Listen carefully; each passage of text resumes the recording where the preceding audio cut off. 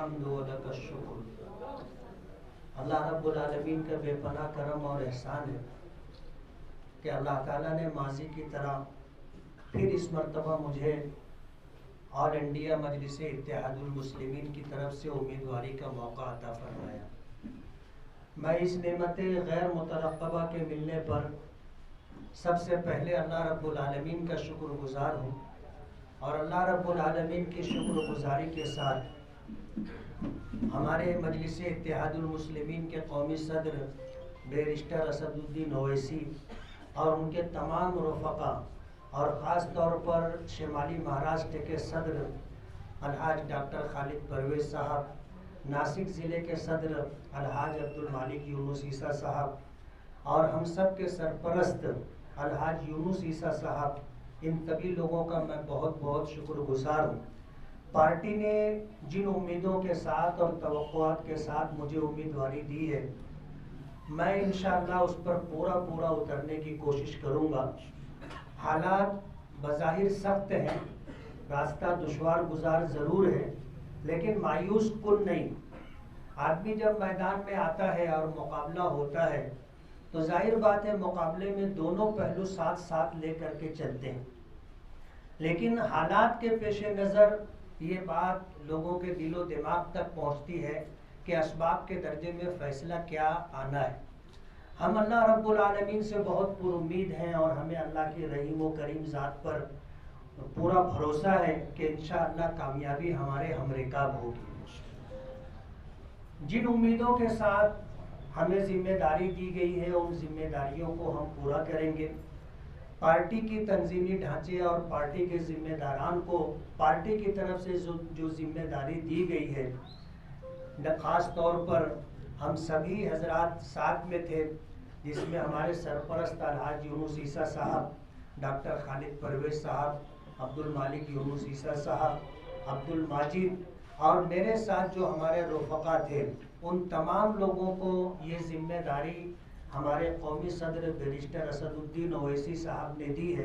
कि सबको मिलजुल करके ये सीट चुनवा करके लाना है और इंशाअल्लाह हम सब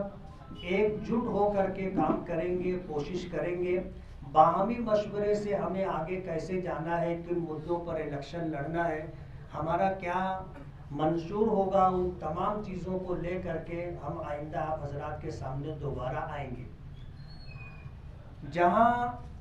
असहाबुर राय लोग जमा होते हैं, साहिबुर राय जिनकी अपनी सोच होती है, जिनका अपना एक विज़न होता है, वहाँ पर इख्तिलाफ राय होना लाजमी और ज़रूरी। ऐसे लोगों का इकट्ठा होना जिनकी अपनी कोई राय ना हो तो वो सब हाथ उठा करके तायद करते हैं। तो इख्तिलाफ का होना ये फितरी बात है और वजह उसकी ये है कि आदमी जब साहिबुर राय होता है, सोचता है, गौर व फिक्र करता है, हालात के नशे व फराज को समझता है, तो उसकी अपनी एक राय होती है और उस राय के साथ ज़रूरी नहीं है कि तमाम लोगों की राय का इत्तेफाक हो। इसलिए हमारे दरमियान छोटी मोटी बातों पर बात हुई होगी, लेकिन आज अल्हम्दुलिल्लाह हम लोग मुत्तहिद हो करके मजलिस इत्तेहादुल मुस्लिमीन के प्लेटफार्म से आने वाला महाराष्ट्र का जनरल असम्बली इलेक्शन लड़ेंगे और माजी की तरह जिस तरह शहर में शहरियों तक जा कर के हमने अपनी बात रखी थी और हमने कोशिश की थी कि शहर हमारे साथ रहे, दोबारा हम उसी तरह कोशिश करेंगे, लोगों के दरमियान जा कर के अपनी बात रखेंगे और लोगों को कन्विंस करना, हमवार करना, ये हमारी जिम्मेदारी होगी। इंशाअल्लाह उसे पूरा करेंगे। इलेक्शन होते रहते हैं, अभी महाराष्ट्र का असम्बली इलेक्शन होना है, उसके बाद कारपोरेशन का इलेक्शन होना है। मजलिस इत्तेहादुल मुस्लिमीन के प्लेटफार्म से अपने तमाम जिम्मेदारों की सरपरस्ती में रहते हुए हम कारपोरेशन का भी इलेक्शन लड़ेंगे और जिस तरह इस वक्त आज हम लोग महाराष्ट्र के जनरल असम्बली इलेक्शन में मुत्तहिद होकर के, एकजुट होकर के आगे बढ़ने की कोशिश कर रहे हैं, कारपोरेशन के इलेक्शन में भी हम लोग एकजुट होकर के कारपोरेशन का इलेक्शन लड़ेंगे और हमारी कोशिश ये होगी कि इस शहर को विकास के रास्ते पे ले जाने के लिए जो चीज़ें ज़रूरी हैं उन तमाम चीज़ों को हम साथ ले करके चलेंगे। महाराष्ट्र का असेंबली इलेक्शन अभी अनकरीब उसका ऐलान होना है। हालात के पेश नज़र बज़ाहिर ऐसा लग रहा है कि कुछ इसमें ताख़ीर हो सकती है, लेकिन इलेक्शन तो बहरहाल होना ही है। महीना 2 महीना आगे पीछे इंशाअल्लाह इलेक्शन होगा, और इस इलेक्शन के बाद कारपोरेशन का भी इलेक्शन होगा। शहर के विकास के लिए जहां मालेगांव सेंट्रल हल्के से असेंबली में उम्मीदवार जाना ज़रूरी है, इसी तरह कारपोरेशन में भी मजलिस का इक़्तिदार ज़रूरी है। एक एमएलए का जो फंड होता है वो छोटा फंड होता है, 5 करोड़ रुपया सालाना, और वो भी आगे पीछे आता है। 5 करोड़ रुपया शहर के विकास के लिए ऐसा है जैसे ऊँट के मुंह में जीरा, लेकिन कारपोरेशन आज 500-700 करोड़ रुपए का बजट रखती है, और इस मरतबा तो गालिबन 1000 करोड़ रुपए का बजट है। अगर कारपोरेशन का जनरल बजट मालेगांव के मूलभूत सुविधा के लिए, बुनियादी सहूलियात के लिए अगर सही तरीके से इस्तेमाल किया जाता, तो आज शहर का ये नक्शा नहीं होता जो है। तमाम जितने बड़े रास्ते हैं सब सुधर गए होते, और आसपास की जो हमारी कच्ची बस्तियां हैं उन कच्ची बस्तियों में भी रोड, रास्ते, पानी, लाइट की सारी सुविधाएं होती। 5 करोड़ रुपये में क्या हो सकता है आपने देखा, और 500 करोड़ रुपये में क्या हो सकता है आप उसका अंदाज़ा कर सकते हैं। अगर शहर को हम लोग विकास के रास्ते पर ले जाना चाहते हैं और शहर की तमाम बुनियादी सहूलियात शहरियों को मुहैया हो, उसके लिए जहां असेंबली में नुमाइंदा ज़रूरी है, इसी तरह कारपोरेशन में भी मजलिस का इक़्तिदार ज़रूरी है। अगर मजलिस का इक़्तिदार रहेगा तो कारपोरेशन के फंड से और इसी तरह सरकार के मुख्तलिफ फंडों से हम लोग शहर को एक नई तरक्की की राह पर ले जा सकते हैं। मैं दोबारा अल्लाह रब्बुल आलमीन का शुक्रगुजार हूँ, और इसी तरह मजलिस इत्तेहादुल मुस्लिमीन के बैरिस्टर असदुद्दीन ओवैसी साहब का, और शिमाली महाराष्ट्र के सदर डॉक्टर खालिद परवेज साहब का, नासिक ज़िले के सदर अब्दुल मालिक यूनुस ईसा साहब का, और हमारे सरपरस्त अलहाज यूनुस ईसा साहब का बहुत बहुत शुक्रगुजार हूँ। मेरे तमाम रुफ़का जो इस वक्त मेरे साथ यहाँ मौजूद हैं, मैं उन तमाम लोगों की नुमाइंदगी करते हुए इन सभी हजरात का बहुत बहुत शुक्रगुजार हूँ, और इस बात का यकीन दिलाता हूँ कि इंशाअल्लाह आइंदा आने वाले दिनों में जिस तरह हम लोगों ने सर जोड़कर बैठ कर कुछ फैसले किए हैं, उन्हीं फैसलों की रोशनी में इंशाअल्लाह हम लोग आगे बढ़ेंगे। बहुत बहुत शुक्रिया। एमएलए होने के नाते जहां नुमाइंदगी के लिए हम लोग पहुंचते हैं वो कानून साज इदारा होता है, और पूरे महाराष्ट्र के हालात को देख करके वहाँ पे कानून बनता है। लेकिन सरकार कुछ काम करने के लिए फंड भी देती है,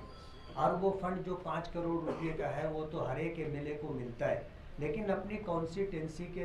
दीगर छोटे बड़े कामों के लिए भी सरकार की कई स्कीमें होती हैं, सरकार के अलग अलग मिनिस्ट्री होती है, खाते होते हैं, उन तमाम जगहों से हम लोग फंड लाने की कोशिश करते रहे, और अल्हम्दुलिल्लाह हमारे इस शहर को इस मर्तबा अच्छा खासा फंड मिला है। और हम कोशिश करेंगे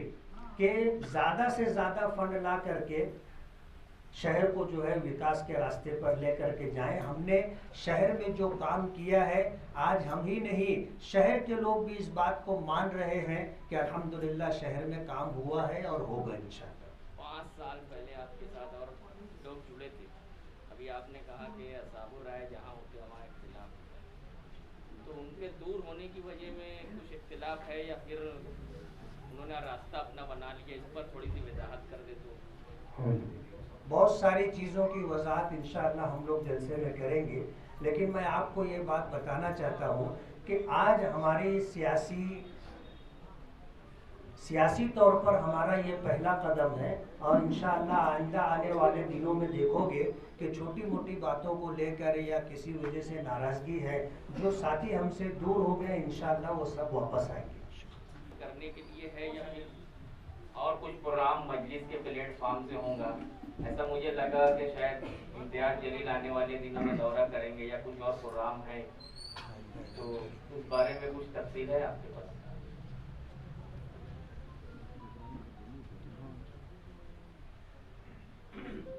अभी जैसा कि आप लोगों को मालूम होगा कि मुल्की सतह पर जो है वक्फ तरमीमी बिल का मामला ये जो है बहुत ज़्यादा यानी सीरियस है, और इसके लिए बैरिस्टर असदुद्दीन अवैसी साहब ने पार्लियामेंट में भी बहस की और जो है मुल्क के जो उलमाए किराम हैं और मुस्लिम पर्सनल लॉ बोर्ड इनसे भी मुलाकात की, और उन्होंने तेलंगाना स्टेट को इसके खिलाफ एक मेमोरेंडम दिया था, और उनकी हिमा पर तेलंगाना स्टेट में जो है वक्फ तरमीमी बिल को रियासती सतह पर कबूल ना किया जाने का जो है वहाँ पर रेजोल्यूशन पास हुआ। इसी के तहत बैरिस्टर असदुद्दीन अवैसी जो साहब जो है वो महाराष्ट्र में भी तशरीफ़ लाने वाले हैं। इसी सिलसिले की पहली कड़ी में बरोज़ मंगल को औरंगाबाद बैरिस्टर असदुद्दीन अवैसी साहब तशरीफ़ ला रहे हैं। वहाँ पर हम तमाम लोग जो है मजलिस के ज़िम्मेदारान जाएंगे, और इस सिलसिले में हमने गुज़िश्ता दिनों महाराष्ट्र में गिरिराज महाराज ने जिस तरीके से नबी करीम सल्लल्लाहु अलैहि वसल्लम की जो हयात तैयबा पर अंगुश्त नुमाई करके गुस्ताखी की है, और उसके पस मंज़र में नितेश राणे ने जो बयान और जहर अफशानी की है, उसके खिलाफ मुकामी मजलिस इत्तेहादुल मुस्लिमीन बरोज़ बुध को जो है एक धरना गांधी पुतले पर देगी, और उसके लिए अभी हमारी पुलिस परमिशन ली जा रही है। पुलिस परमिशन के अनकरीब मिलने के बाद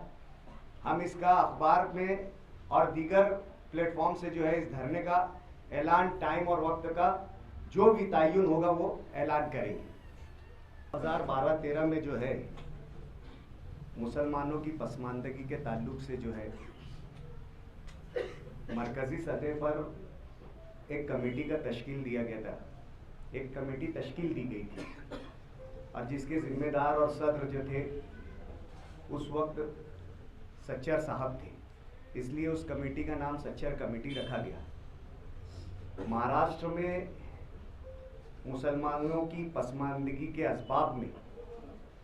जो यहाँ के दीनी मदारिस हैं उन पर भी रोशनी डाली गई थी, और सच्चर कमेटी ने अपनी सिफारिश में ऐलान किया था कि दीनी मदारिस को जो है वो अपडेट किया जाए, जैसे कि दीनी मदारिस के तलबा को जो है असरी तालीम से भी जोड़ा जाए, और मदरसे का जो इंफ्रास्ट्रक्चर है, जो उसकी तामीर है और उसमें लगने वाले जो लवाजमात हैं उसको जदीद और अपडेट किया जाए, जैसे कि कंप्यूटर दिया जाए और नई जो है नई बुक्स दी जाए और नई लाइब्रेरी कायम की जाए। 2013 के जो जीआर में ये तय हुआ था उसमें 9 नुकात लिए गए थे। 9 नुकात में जिन मदारिस और जिन मस्जिदों को इस तरीके की सहूलत मिलनी चाहिए, उसमें सरकार ने कंडीशन रखी थी कि ऐसे मदारिस और ऐसी मस्जिदें उनका 3 साल पुराना रिकॉर्ड होना चाहिए और वो वक्फ बोर्ड में रजिस्टर्ड होना चाहिए। ये 2013 का जो था ये जीआर था, और ये जीआर में जो है 2 मरतबा अमेंडमेंट हुआ। इसका अमेंडमेंट जो लास्ट अमेंडमेंट हुआ था वो दिसंबर 2022 में हुआ था, दिसंबर 2023 में हुआ था। उसमें भी 9 नुकात थे, और 9 नुकात में जो है कहीं भी मस्जिद या मदरसे को सोलार पैनल देने की बात नहीं थी। लेकिन अगस्त 2024 का जो जीआर आया गवर्नमेंट से, 21 अगस्त 2024 को जो जीआर आया, उसमें वाज़े तौर से जो है गवर्नमेंट ने है अपने जो 9 नुकात थे उसमें 90 नंबर पे जो है वो सौर ऊर्जा प्रकल्प बसविनिया साठी, इसका एक एडिशनल जो है तो पॉइंट जो है ऐड किया। तो बोलने का मतलब आज से पहले गवर्नमेंट के ज़ेरे गौर ऐसी कोई बात नहीं थी। ये अगस्त में जो है गवर्नमेंट ने ये ज़ेरे गौर थी, और इसको कानूनी तौर से अमल में जो है आप लोग देखेंगे कि 21 अगस्त के जीआर में गवर्नमेंट ने लाया। इससे पहले गवर्नमेंट के ज़ेरे गौर था, लेकिन इसकी कानूनी कोई हैसियत नहीं थी। सवाल तो ये है कि ये पूरे महाराष्ट्र में अगर लोग बोल रहे हैं कि मालेगांव की मस्जिद को मिलेगा, तो ऐसा नहीं है। अगर झोड़गा की मस्जिद वाले भी अब इस जीआर के अकॉर्डिंग जीआर अपने इसके सोलार सिस्टम को अप्लाई करते हैं, तो उन्हें भी सोलार सिस्टम की जो है वो सहूलत और जो है सोलार सिस्टम का जो भी गवर्नमेंट का जो देने का वो है इरादा है वो मिलेगा। मालेगांव की मखसूस मस्जिदों के लिए ये नहीं है, पूरे महाराष्ट्र की मसाजिद और मदारिस के लिए ये जीआर है। सवाल मसाजिद और मदारिस को जो है सोलार सिस्टम देने का नहीं, सवाल ये है कि जो लोग ये कहते हैं कि हम लोग मुसलमानों को मस्जिदों में घुसकर मारेंगे, और ये उसी हुकूमत के एमएलए हैं। अगर आप मस्जिदों को सोलार सिस्टम देने की बात कर रहे हैं, तो उस मस्जिदों में नमाज अदा करने वाले नमाजियों के तहफ्फुज की ये गवर्नमेंट क्यों नहीं बात कर रही? क्यों एक एमएलए जो रियासती हुकूमत का जिम्मेदार है वो ये बात करता है कि हम मस्जिदों में घुसकर मुसलमानों को मारेंगे, और उसी सरकार के जो जिम्मेदार है नायब वजीर आला और उसी सरकार के दूसरे नायब वजीर आला जो वजीर दाखिला है वो उस एमएलए पर कार्रवाई नहीं करते। आज सोलार सिस्टम का जो लॉलीपॉप हमें दिया जा रहा है, जैसे कि वक्फ तरमीमी बिल सेंट्रल गवर्नमेंट की जानिब से पेश किया गया है 2024, आप मस्जिदों में सोलार सिस्टम देने की बात करते हैं, लेकिन मस्जिदों की तहफ्फुज की बात नहीं करते आप। क्यों इस गवर्नमेंट ने जो है वक्फ तरमीमी बिल का, जैसे कि तेलंगाना में असदुद्दीन अवैसी की इमा पर और वहां के जो फ्लोर लीडर अकबरुद्दीन अवैसी की इमा पर वक्फ बोर्ड तरमीमी बिल 2024 को रिजेक्ट किया, आज मस्जिद मदारिस को सोलार का लॉलीपॉप दे रहे हैं, लेकिन मस्जिद और मदारिस के तहफ्फुज की बात नहीं कर रहे। गवर्नमेंट ने अपनी पॉलिसी वक्फ तरमीमी बिल पर वाज़ेह तौर से क्लियर करना चाहिए कि ये मस्जिदों और मदरसों का तहफ्फुज जो वक्फ बोर्ड के जरिए होता था, आप इस तरीक़ाकार को कायम रखेंगे या जो तरमीमी बिल सेंट्रल गवर्नमेंट की जानिब से पेश किया गया है आप उसकी हिमायत करेंगे? इसी से जुड़ा सवाल है कि वो नीतीश राणे ने कहा है मस्जिदों में घुस के मारेंगे और आपने धरने का ऐलान किया है, पुलिस परमिशन मरहले में है। आपने कहा अगर इजाज़त पुलिस नहीं देती तो क्या करेंगे? क्या धरना देंगे या फिर अपना एहतजाज वापस ले लेंगे? देखिए, वक्फ तरमीमी बिल और जिस तरीके की नफरत अंगेज और जहर अफशानी की जा रही है, ये तो अशद ज़रूरी है कि हमारा शहर जो है वो बेदार शहर है, और आप लोगों को मालूम है कि जब इस तरीके की कोई हरकत होती है तो आवाज़ सबसे पहले मालेगांव शहर से उठती है। अगर बुध के रोज़ के धरने की परमिशन नहीं मिलती है तो भी इंशाअल्लाह हम लोग बुध के रोज़ धरना देंगे और मकाम का आप लोगों को जो है तो सोशल मीडिया के जरिए आगाह करेंगे। उसकी सदारत आप तमाम लोगों की ताईद और हिमायत से जो है अलहाज यूसुफ इलियास साहब फरमा रहे हैं। मैं सदर साहब से इजाज़त चाहता हूँ। सबसे पहले तो मैं यहाँ पर हाजिर तमाम ही लोगों का और बिलखुसूस मीडिया से ताल्लुक़ रखने वाले तमाम हज़रात, प्रिंट मीडिया और इलेक्ट्रॉनिक मीडिया दोनों, उन तमाम लोगों का मैं मजलिस इत्तेहादुल मुस्लिमीन मालेगांव की जानिब से खैर मकदम करता हूँ और शुक्रिया अदा करता हूँ। आज की जो प्रेस कॉन्फ्रेंस है, सबसे पहले ज़बानी तौर से मैं आप लोगों को उसकी गर्ज़ गायत एग़राज़ व मकासिद बताता चलूँ कि बहुत जल्द अनकरीब यानी मुस्तकबिल करीब में पूरे महाराष्ट्र के जनरल असम्बली इलेक्शन होने जा रहे हैं। इस ताल्लुक से मालेगांव सेंट्रल हल्के का मजलिस इत्तेहादुल मुस्लिमीन का क्या लाहा अमल है, आगे किन मंशूर व उन्वानात के तहत मजलिस इत्तेहादुल मुस्लिमीन ये इलेक्शन लड़ेगी और ऑल इंडिया मजलिस इत्तेहादुल मुस्लिमीन का उम्मीदवार इस हलके से कौन होगा और किसकी ईमा पर होगा, ये तमाम जो बातें हैं और जो रुदाद है वो आप लोगों के सामने जो है वो मुकम्मल मेरे जरिए ही बहैसियत मजलिस इत्तेहादुल मुस्लिमीन शिमाली महाराष्ट्र के सदर होने के नाते से रखी जाएगी। जैसा कि आप लोगों को मालूम है कि गुज़िश्ता असेंबली इलेक्शन में मालेगांव सेंट्रल से मजलिस इत्तेहादुल मुस्लिमीन की जानिब से शहर अजीज़ के हरदिल अजीज़ एमएलए अलहाज मुफ्ती मोहम्मद इस्माइल कासमी साहब ने जो है वो जो है मजलिस इत्तेहादुल मुस्लिमीन के टिकट से उम्मीदवारी की थी और अल्हम्दुलिल्लाह अल्लाह के फजल करम से आप लोगों की दुआओं और मेहनतों के तुफैल अल्लाह ताला ने एक अजीमुश्शान कामयाबी जो है शहर अजीज़ के एमएलए अलहाज मुफ्ती मोहम्मद इस्माइल कासमी साहब को अता फरमाई थी। रिकॉर्ड साज कामयाबी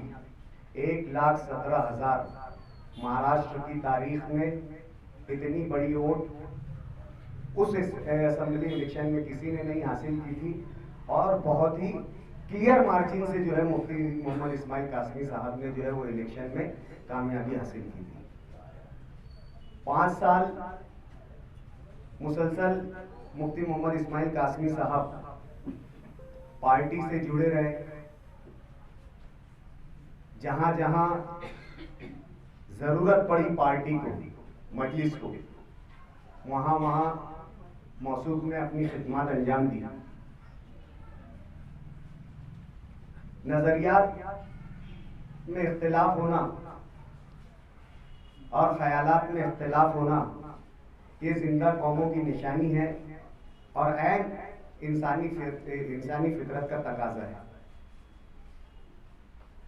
मजलिस इत्तेहादुल मुस्लिमीन के आमदार होने के नाते से और हम लोगों के मजलिस इत्तेहादुल मुस्लिमीन के जिम्मेदार होने के नाते से ऐसी बातों पर कहीं ना कहीं इख्तिलाफ हुआ होगा जो कोई बहुत बड़ी शक्ल इख्तियार न कर ले। ऐसा ही इख्तिलाफ, मामूली इख्तिलाफ जिसको कहा जाए, वो हुआ होगा। इस बीच हमने भी उम्मीदवारी की जो है गुजारिश जो है जिम्मेदारान से की थी और मुफ्ती मोहम्मद इस्माइल कासमी साहब ने भी की थी और हमारी शुरुआती बात में ये तय हुआ था कि हम भी उम्मीदवारी चाहते हैं, आप भी चाहते हैं और आपकी भी ख्वाहिश मजलिस से ही उम्मीदवारी करने की है, तो क्यों ना ये फैसला मजलिस के बड़ों पर छोड़ दिया जाए। इस ज़िमन में पिछले 2 हफ्ता पहले मालेगांव शहर के तमाम मजलिस इत्तेहादुल मुस्लिमीन के जिम्मेदारान का हैदराबाद जाना हुआ, जहां पर हमारे मरकजी क़यादत से मालेगांव शहर की सियासत पर और पार्टी के कामकाज पर और दोनों उम्मीदवारों के अपनी अपनी कारकर्दगी पर तफसीली गुफ्तगू और चर्चा हुई। उसके बाद हमारे जो मरकजी और कौमी सदर हैं बैरिस्टर अलहाज असदुद्दीन अवैसी साहब, उन्होंने फैसला किया और अपने फैसले में जो है अलहाज मुफ्ती मोहम्मद इस्माइल कासमी साहब की मजलिस की जानिब से मालेगांव शहर सेंट्रल की उम्मीदवारी को कतईयत दी, जो है उस पर मोहर सख्त की और मुफ्ती मोहम्मद इस्माइल कासमी साहब की उम्मीदवारी को जो है मालेगांव सेंट्रल हल्के से जो है वो फाइनल किया। और इस बात की जिम्मेदारी हमें दी गई कि आप तंजीमी जिम्मेदार होने की हैसियत से शहर में जो है इस बात का ऐलान करें। हमने भी हमारे सदर मौसूफ के फैसलों को कबूल किया और हमारे लिए सबसे अच्छी और खुशआइंद बात यह है कि मालेगांव पूरे महाराष्ट्र असेंबली इलेक्शन में किसी भी सियासी पार्टी की जानिब से आज तक किसी उम्मीदवार का ऐलान नहीं हुआ, लेकिन मजलिस-ए इत्तेहादुल मुस्लिमीन के और तमाम सियासी पार्टियों से शपथ लेते हुए पूरे महाराष्ट्र में सबसे पहले मुफ्ती मोहम्मद इस्माइल कासमी साहब का असेंबली का टिकट मजलिस-ए इत्तेहादुल मुस्लिमीन से फाइनल हुआ। हम तमाम लोग जो है वो मुफ्ती साहब को मुबारकबाद पेश करते हैं और आइंदा के लिए नेक ख्वाहिशात पेश करते हैं।